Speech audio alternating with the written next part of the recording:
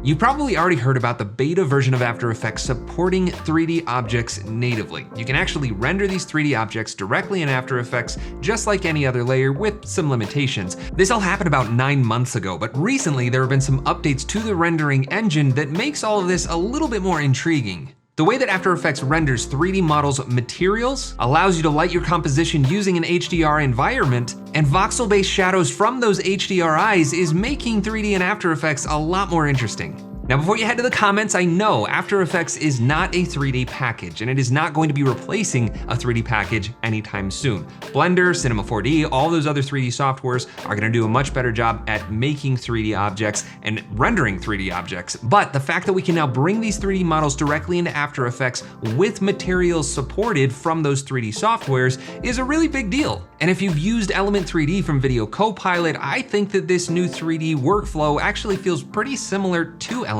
without having to jump into a completely different interface in order to set things up. And being able to work directly inside an environment that feels like After Effects because it is After Effects is really cool. So how do we get a hold of these new features? Well, first you need to install the beta version of After Effects, which you can do directly through the Creative Cloud app. So just open it up, go to the sidebar and down to the beta section and find the After Effects beta.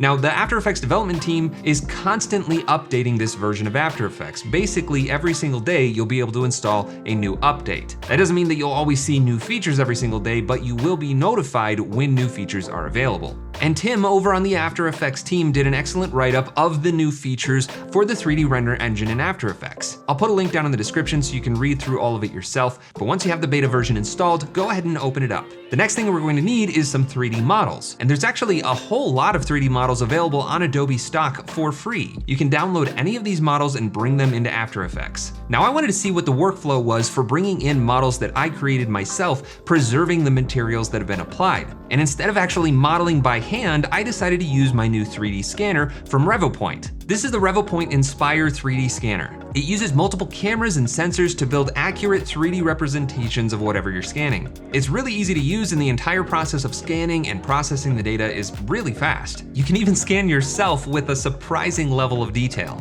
This model, the Inspire, is actually being launched through Kickstarter, and the campaign is running from August 16th through September 15th of this year. You can follow the link in the description or click the card above to go check out the Kickstarter for yourself, and you can even save up to 38% off the device if you use one of the super early bird packages, so go check out that Kickstarter if you're interested in getting into 3D scanning. Thanks so much to Revopoint for giving me an early look at this scanner. For this experiment, I decided to scan this toy ice cream that my kids have with 3 different flavors. After I processed all the data and got it into a solid mesh, I exported out of RevoScan as an OBJ and opened that up in Blender just to do a little bit of cleanup, realigning all the vertexes and rotating it so that it's nice and centered in my scene. I scaled it down a bit and I flattened out the bottom of the cone just so it was nice and smooth. Then I exported each one of the ice cream cones individually as GLB files, which is what Adobe recommends to be using with After Effects. But GLTF and OBJ files are both supported formats for the After Effects beta.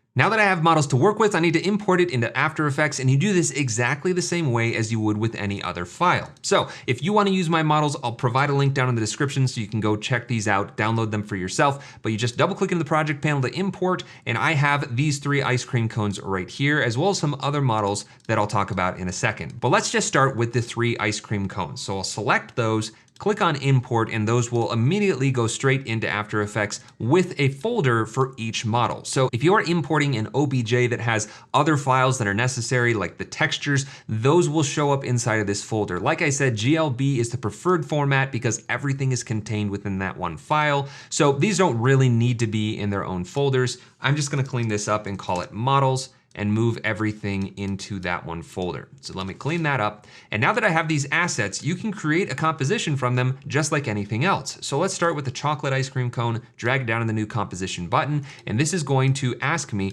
how do I want this model to be rendered? Now, you can see right here in my composition, we're already seeing a preview of what this model looks like. It's sized pretty well, so I don't need to change anything in here. If you wanted to, you could change the object scale, you could make it the comp size, we could go into advanced and change the model units and the object scale, this is just the starting point. So whatever you set here, that's what 100% scale will be in your comp. So why don't we just put it about there? And there's some other options in here. If you want to change the axis or flip things around, you can mess around with that, but I'm happy with the way this looks. So I'm going to click OK, and I'll drag that comp out of here, and we'll call this Ice Cream 3D. So there we go. We've already got a 3D representation of this model, and it has all the familiar After Effects controls that we're used to seeing. I can click on the little gizmo and rotate it around in any axis. I can move it around like an object. It has a bounding box that's actually 3D, which is really convenient and just really easy to identify that, yes, this actually has some volume to it. And you can see that as I click on each side, it's actually moving the transform box around. So that's just a cool little feature. Allows you to grab any point of the model and transform it from that side. But one thing you'll notice is that it's actually really snappy. It's moving around really quickly without having to do any kind of downsampling. I have my resolution set to full, and we're not getting any kind of slowdown. It's actually a really quick render. And what we're actually using to render is the Mercury 3D engine. That is this new engine that supports 3D models. It's not Cinema 4D, it's not the classic 3D engine, it's new. It's Mercury 3D, and it definitely has some limitations, but it gives us a lot of features that we don't have in the other renderers. Let me just open up this GLB file so we can see what options we have. There are only transform controls, so no material properties, nothing that you can do to affect the appearance of the actual model. That all has to be done outside of After Effects at this point. But everything else is completely familiar to what a 3D layer's transform properties would have. I'm just gonna reset that, and let's bring in the mint chocolate chip. Again, it's gonna go through the same process. Let's scale that down so that it matches. I think it was around 75%, sure.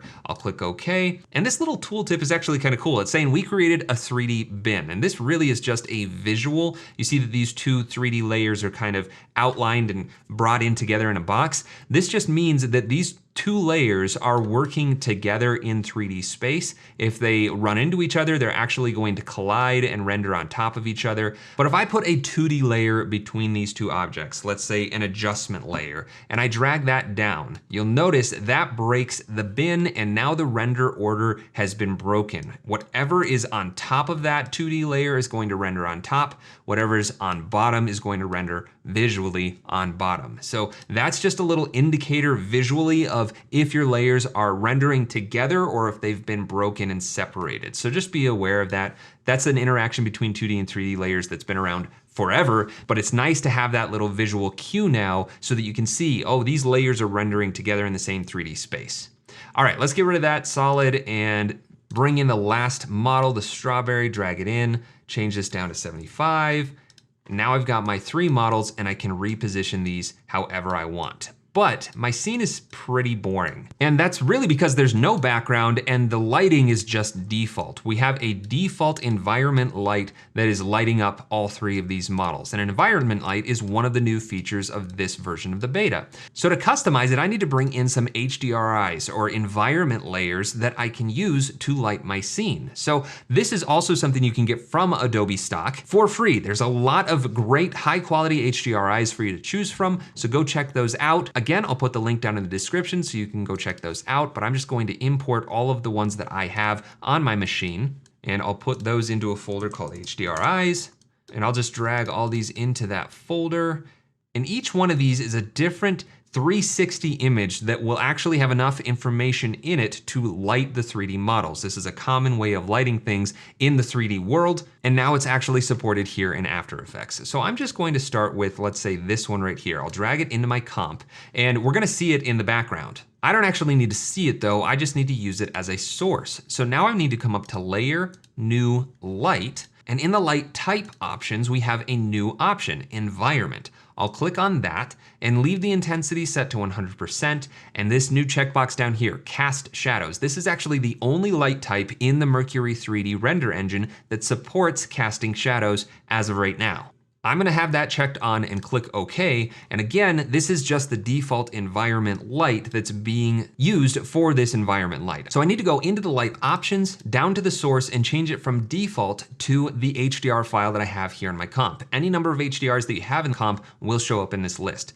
I'm gonna choose that as my source, and the lighting has drastically changed because this image is drastically different than the default lighting environment. It's all a lot flatter, the lighting is softer, and it's dimmer, but I can increase the intensity right here past 100% to bring in more light from that HDRI. Now, this is still existing in kind of a void, so it's not really very interesting. I could put a solid into the background if I just make a new solid, but the only types of layers that currently support shadows are 3D models. So what I did was went into Blender and made a few backdrops that we can use in After Effects. So I'm gonna go back to my models bin and import this and grab these 3 models right here, 1 wall cyc, 2 wall cyc, and 3 wall cyc. These are all very simple models, but you can download them. Again, link is down in the description, and they just serve as nice little environments to put your objects in and for actually supporting these voxel-based shadows that the After Effects beta gives us. So I'm gonna drag all of those back into my models group and get rid of these. And let's just start with the 1 wall cyc. I'll bring that out to the background and click OK. And I tried to size this to a 1920 by 1080 comp, so all I need to do is kind of drag it down. But what you'll notice is that everything is really grainy, right? We're seeing all kinds of noise, and this is just because my render settings are low. And that's something that you probably want to do while you're working because it speeds up render time. But you could also just turn on Draft 3D down here, which in the After Effects beta is really nice because we have this ability to have an extended viewport so we can actually see outside of our comp bounds. It's a really cool feature that I like a lot, but because I had to crank up the intensity of this light so much, it really blows it out. So you kind of have to decide how you want to work. If you want to have this Draft 3D view and turn down your lights, or if that doesn't really bother you, that will speed things up, but that is going to get rid of your shadows. If you want to see the shadows but render more quickly, just leave your render settings the way they are so it's nice and grainy, but renders a lot more quickly. Or if you want to see a lot less grain, we can go into the Mercury 3D dropdown and click on Renderer Options. In here is where we choose the render quality, the resolution of the shadows, and the smoothness of the shadows. So if I actually cancel out of this and zoom into 100 or maybe even 200% so we can see really nice and close all of that grain, and I jump back into my render options, I can turn the render quality up, and that's gonna decrease the grain. I don't exactly know what this slider is really doing, but I'm guessing it's increasing the number of samples for all of the lighting and the shadows. That's how you clean up grain in software like Cinema 4D or Blender. But with increased render quality comes increased render times, so just keep an eye on the frame render time down here. Increasing it up to a quality of 90 has turned 1 frame into 1.4 seconds. So be aware of that. That's a really good way to see how long each frame is going to take to render as you're increasing these sliders. The other thing you could do is leave the render quality overall down low, which the default is 8, and increase the smoothness of the shadows. Everything in this box down here is specifically for the shadows. Resolution is set to full. You can increase this, but that's gonna take a lot more VRAM from your GPU, so I generally leave that at full. And then you can increase the smoothness. And as I do this, not only does the grain kind of go away in those shadows, but it almost makes everything appear more bright because that grain has been knocked down so far. So maybe we'll turn that down to 10. I'll click OK and zoom out so we can see that now everything is a little less grainy. It's definitely still grainy, but it's a little bit clearer than what it was. Now, I have this wall layer that's intersecting in my ice cream cones. I need to move that. So I'm gonna grab the position and just shift that back. And really, I don't even need to see the floor. You see how that's cutting through the bottom here? I don't ever need to see that. I basically just wanna use this as a wall. And to do that, I'm just gonna bring up the scale, unlink these and change the Z scale to just 1%. So that just flattens everything out. And now I basically have this single wall in the background. I can rotate this around. You see that it basically has no depth now. And I can then just scale this up on the Y axis, move it down a little bit, and then make sure it goes past where it needs to on the sides. And from here, I can use the position to move it further or closer to my 3D objects. Now, one thing that you do need to know about is in the render settings is this casting box size. This is referring to the box that the voxel shadows are actually being rendered in. Anything outside of this box will not be seen. And there's this handy little button right here, Fit to Scene, that when you click on it, it will automatically measure all of the 3D objects in your scene and size and position that voxel shadow box to your models. Otherwise, you can change this to be whatever size you want. So there's the little magenta outline guide showing you just how big this cube is that the shadows will be rendered in. And if I move this around, you can see that it's only going to produce shadows inside of that box. So I wanna make sure that's nice and big, covers all 3 of my ice cream cones. And if I say fit to scene, it's gonna get much bigger because it's going to size it all the way to the wall that I've created in the background. I would encourage you to only make that as big as you need it though, because this is almost 3,000 pixels in every direction, and it's probably larger than it actually needed to be for this particular shot. And now that that's done, I can play around with the intensity of this lighting and get this dialed in. Now let's say that I'm happy with the lighting of these 3 ice cream cones, but I wanna change the background color because it's just this blank gray white background. Well, like I said, you can't change any of the material properties here in After Effects of a 3D model, and you actually can't even apply effects to these 3D objects. If I were to grab, say, tint and drag that onto the one wall cyc, I actually can't let go. It's not going to let me apply 2D-based effects to these 3D models. Again, not at this point. It may come in the future. This is constantly being updated and is under development right now. But there's actually a way to get around this. So let me just center these up a little bit, and I'm going to make a new solid layer. So layer, new, solid, I'll call this matte. Actually, let's call it BG matte for background matte. Click OK, and I'm going to apply the calculations effect to this. What this effect allows us to do is basically take any other layer and re-render it on this solid. So I can have a duplicate of any other layer, including its alpha channel, and we can push it even a little bit further. And the way that we do this is by coming to the second layer. Under the second source category, we need to choose the layer that we want to duplicate onto this solid. So let's just start with one of the ice cream cones. We'll say strawberry since it's on top, and nothing appears because our second layer opacity is set to 0. Just increase that up to 100%, and there we go. We've got that ice cream cone now living on this solid in the exact same place as the actual 3D model. But I want to knock out the rest of my layer so that we only see the ice cream cone. So I'm going to change the blend mode from normal to copy. And now if I solder this layer, you'll see this is actually shaping the layer's opacity, and I have that ice cream cone isolated. Next, I'll duplicate the calculations effect and change the second layer from the strawberry to the chocolate. Now if I solder this layer, nothing is appearing, and that's because of 2 things. One is preserve transparency. I'm gonna uncheck that for the second copy, and that brings back my chocolate ice cream, but we're missing the strawberry. To get that back, I need to change my blending mode from copy to normal, and now we have both of those layers existing on the same solid. I'll do this one more time. Duplicate that second calculations, change the second layer to mint chocolate chip, and now I have a layer that is just a duplicate of all 3 of these models on a single 2D layer. And that will allow me to isolate an adjustment layer to just the background. So let's make a new adjustment layer. Layer, new adjustment layer, and I'll call this BG adjust, and we'll add, let's say, a tint effect to it, and we'll just choose some colors that feel a little bit more like ice cream.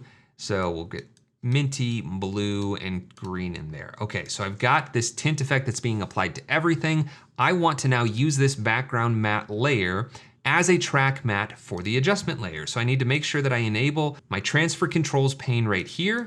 That gives me the track matte column, and I'll grab the track matte pick whip and choose my background matte solid. And now this adjustment layer is only affecting the ice cream cones. I want to invert that, so I'm going to just check on the invert matte right there.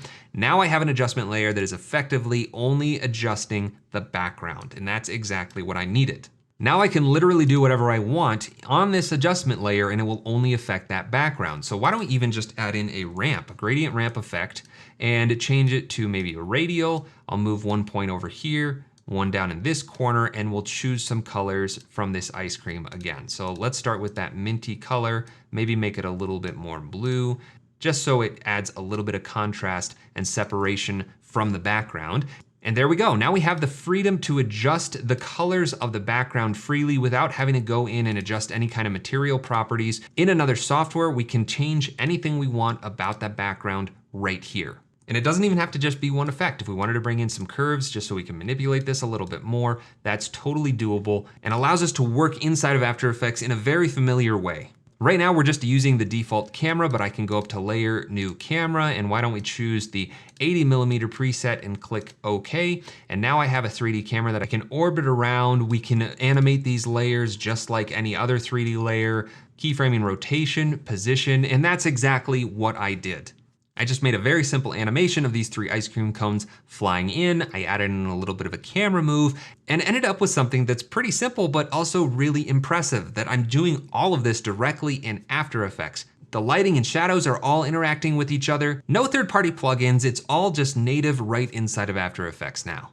From here, I just dropped this comp into another comp and added some more effects like a vignette, some color grading, some glow. And because motion blur is not currently supported with 3D models, I added CC Force motion blur on top of it all to generate some fake motion blur, which I think did a really nice job. But that's a basic overview of the new features of the Mercury 3D render engine. I'm actually really excited to see where Adobe takes this because it's pretty snappy. Everything renders pretty quickly. It's taking advantage of my GPU and it feels simple. It feels like it actually fits into After Effects with no crazy workarounds or external tools or third-party plugins. It's just After Effects, and that is pretty cool. Let me know down in the comments what you think of these new 3D features and what other features you would like to see. I know the After Effects team is all ears and would love to hear your feedback, how you're using this 3D engine, and what you would like to do with it in future updates. Thanks so much for watching, and I'll see you in the next video.